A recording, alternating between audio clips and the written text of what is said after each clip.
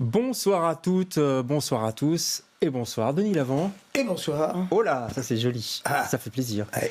Vous allez bien? Ça fait beau. Pas mal. En forme? Je viens d'arriver à Bruxelles, donc je suis plutôt content pour l'instant.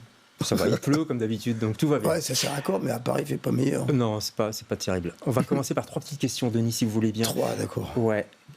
Questionnaire de Proust. Vous répondez du tac au tac. Si vous étiez une odeur d'enfance, vous seriez laquelle? Le chèvrefeuille. Ah ouais? Ah oui, vous m'avez dit du tac au tac. Ouais, je sais pas pourquoi le c'est chèvrefeuille. joli, le chèvrefeuille, on va aller sentir ça. Si vous étiez un personnage de fiction. Zorro.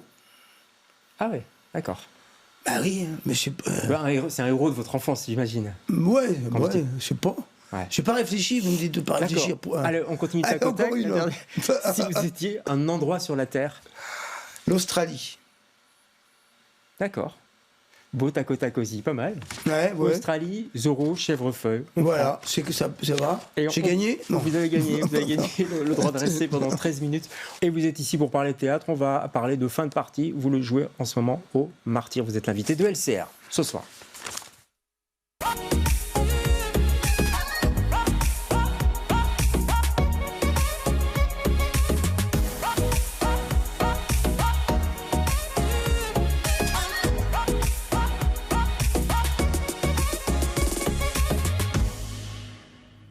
Fini.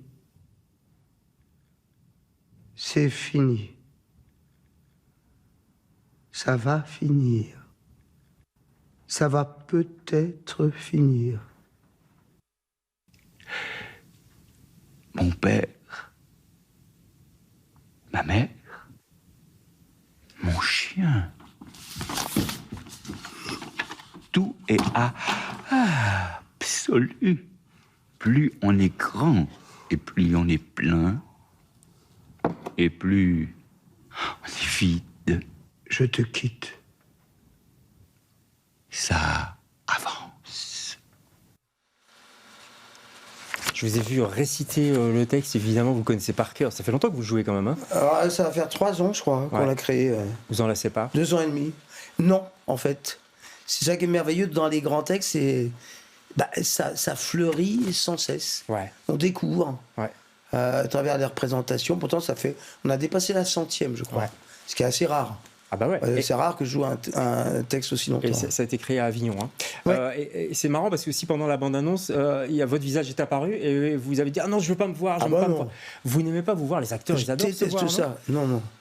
Non, mais ça me... non. Dans un film, c'est pas un film, là. J'ai joué au théâtre. Je suis pas confronté à mon image au théâtre, en principe. C'est vrai. Je suis confronté juste à mon imaginaire. Et je fais confiance dans cette notion-là, quoi. Vous n'êtes pas narcissique? Bon, forcément. Par ma fonction, sans doute il y a un certain narcissisme, mais ça se soigne, quoi. Je suis pas collé à mon miroir. Vous êtes guéri? C'est ailleurs, quoi. Et vous êtes guéri? Non, guéri de quoi? J'étais pas malade. Non, vous dites ça se soigne. Non. Oui, vous avez raison. Ouais.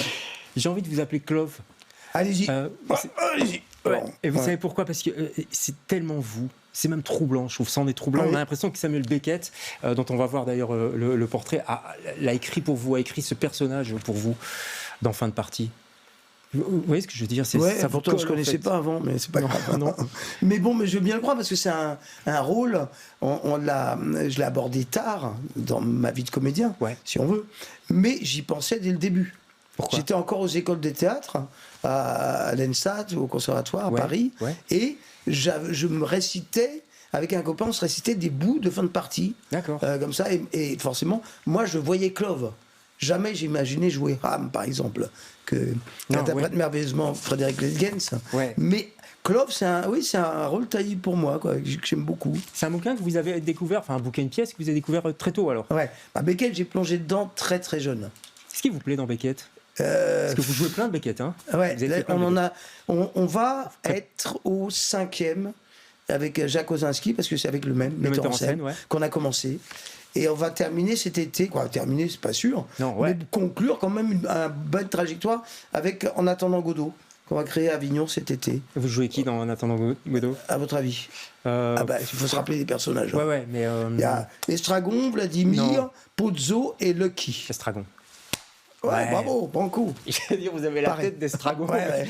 Petit teigneux qui a mal aux pieds. C'est ça. C'est à peu près Comment ça. vous avez joué l'incarnation ici de Clove? Comment vous voyez ce que j'étais? Comment vous l'avez pris ce corps, ce phrasé? En fait, je suis parti des sensations que j'avais par rapport au personnage. En fait, qui est le seul personnage qui est en mouvement dans la pièce. Oui, c'est vrai. Parce que Ham, il est sur son fauteuil, il est aveugle et il bouge pas. Ouais. Il fait penser à un tableau, on va regarder, de Francis Bacon, sur le pape innocent. C'était un Velasquez, je crois. Oui, je vois très bien. Voilà pour l'instant le pape innocent 10. Bah oui, c'est tout à fait lui. Franchement, c'est ça. Je ne sais pas si le metteur en scène l'a voulu, mais par contre, vous bougez beaucoup. Il y a cet escabeau, là, vous montez. Oui, parce que c'est le personnage, c'est le factotum, en fait, de Ham, c'est-à-dire comme l'autre ne peut plus rien faire, il se déplace et il est tout le temps en train de partir. Et ça, c'est un truc qui m'a touché dès le début. C'est un personnage qui est dans une fuite avortée sans arrêt. Il dit, je te quitte, j'ai affaire. Je te quitte. Et en même temps, il dépasse pas sa cuisine, qui est le résidu qui a 3 mètres sur 3 mètres sur 3 mètres, juste derrière le décor, qui a un off, en fait, où il se réfugie. Et puis chaque fois, l'autre le siffle. Il est aux ordres. Et en même temps, il n'en pense pas moins. C'est un valet, quoi. Ouais. C'est pas tout à fait un valet. Parce que ça dépasse dépasse la valeur du valet, si je puis dire. C'est des êtres qui sont tous les deux dépendants l'un de l'autre. Mais avec Jacques, on n'est pas tombé dans le cliché dans lequel qui peut arriver dans cette pièce. C'est un personnage autoritaire, dictatorial, et l'autre qui est soumis. C'est les personnages de Beckett, ils sont là, ils acceptent leur posture, leur relation, mais ils n'en pensent pas moins. C'est des personnages mal portants physiquement, parce que Clove, il a un problème, il a les jambes raides. Et ils ont chacun leur spécialité. Il y en a un qui peut pas se lever, l'autre qui peut pas s'asseoir. C'est vrai. et du coup, celui qui est assis parle beaucoup aussi, parce qu'il a plus que ça quelque part. Il a plus que ça, il a plus que la parole. Je vous sais très bien, Frédéric. Il est épatant. Qui est belge, vous m'avez dit. Moi, je connaissais pas, en tout cas peut-être d'origine belge. Oui, absolument. Mais c'est vrai qu'il est épatant. Et vous dites, c'est vrai, c'est fini, ça va peut-être finir. On est dans un monde post-apocalyptique, on sait pas trop. Hein. On sait pas. On est dans un. On sait pas ce qui s'est passé en fait. Non, on sait pas, et c'est pas tellement intéressant. De le savoir, c'est parce que ça peut retentir cette notion-là. Le monde qu'à l'extérieur tout est gris, c'est des cendres. Il n'y a plus rien, il n'y a plus personne, il n'y a plus de vie. Ils sont dans un refuge. Sur l'océan, il y a une fenêtre qui donne sur l'océan. Il y a 2 fenêtres, une qui donne sur la terre, une qui donne sur l'océan. Et chaque fois, le boulot de Clove, en quelque sorte, c'est d'aller regarder qu'est-ce qui se passe dehors et il ne se passe rien. Non. Jamais rien. Mais alors, je dis post-apocalyptique, c'est pas précisé par Beckett, mais nous, forcément, en 2025, on pense, je sais pas vous, mais aux catastrophes climatiques, même aux dérives politiques. Est-ce que vous êtes à l'aise, Denis Lavant, avec votre époque aujourd'hui? J'ai pas le choix. Hein. C'est-à-dire, c'est drôle parce que vous citiez Bacon tout à l'heure, qui est un personnage, un être, un artiste que j'ai eu la chance d'incarner. Il y a au moins une vingtaine d'années, dans un spectacle qui s'appelait Images, et qui était épatant, avec un texte, la parole de Bacon, mixée avec un autre texte de Pierre Charras. C'était vraiment mis en scène par Lucas Hemleb. C'était un très beau spectacle, et donc j'ai bien plongé dans la personnalité de Bacon à l'époque. Et lui, il se qualifie de optimiste désespéré. Et moi, ça me plaît parce que on peut pas être autrement que mort de rire quand on voit le contexte dans lequel on va tête baissée droit dans le mur, si on veut. Donc à quoi on peut croire qu'il y a un ralentissement ou un revirement ou un virage. On peut pas dire qu'on va faire, on arrête tout et on réfléchit. Comme dirait GB dans les années 60. Il y a quelque chose qui est de l'ordre de l'hallucination. Et on s'engouffre obstinément, opiniâtrement là-dedans, dans cette fuite en avant. Vous montez, vous descendez, cet escabeau, on a peur pour vous parce qu'on a toujours peur que vous tombiez, etc. Ça va aller. Mais ça va. Vous êtes un acteur vachement physique. Vachement, comme vous dites. Je suis vachement physique. Il a dit, le mec, il est vachement physique. C'est-à-dire, oui, il me reste ça quand même. Mais j'ai surtout abordé le jeu d'abord par par le corps, par l'expression corporelle. Si je puis dire. Le phrasé qui devient presque même un corps, je dirais, mais c'est vrai qu'il y a ce corps raide. Et nous, on vous connaît, moi je vous ai découvert au cinéma, c'était ma claque, c'est une des plus belles scènes d'ailleurs pour moi du cinéma français, c'est mythique.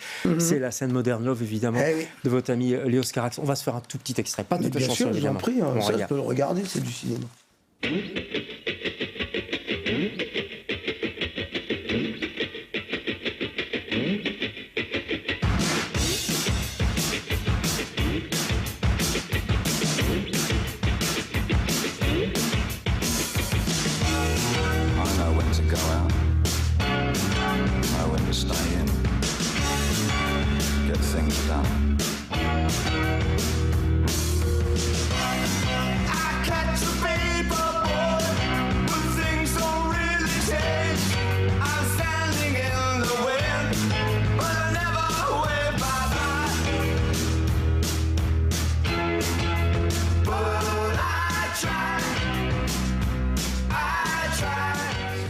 C'est un bon souvenir, ça?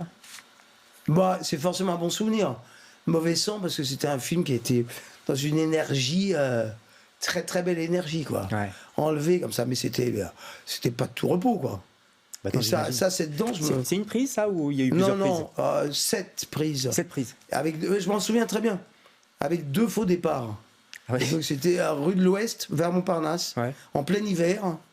Et entre chaque prise, je me reprochais les cigarettes que j'avais fumées pendant tout le tournage avant.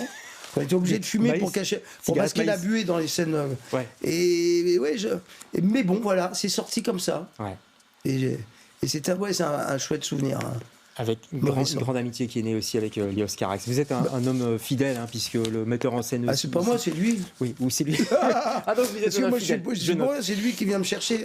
En tout cas, on a envie très fort d'aller vous voir au théâtre dans du Beckett. C'est au théâtre des Martyrs. Allez-y, ça dure quelques jours. Jusqu'à mercredi, jusqu'au 29. Jusqu'au 29. Foncez, il faut réserver, évidemment. Et c'est un spectacle formidable. Merci beaucoup d'être passé chez nous. À votre service, on va vous laisser avec plaisir. Aller du côté des Martyrs. Nous on se retrouve demain avec d'autres invités. Pas mal le chien. Au revoir. Au revoir.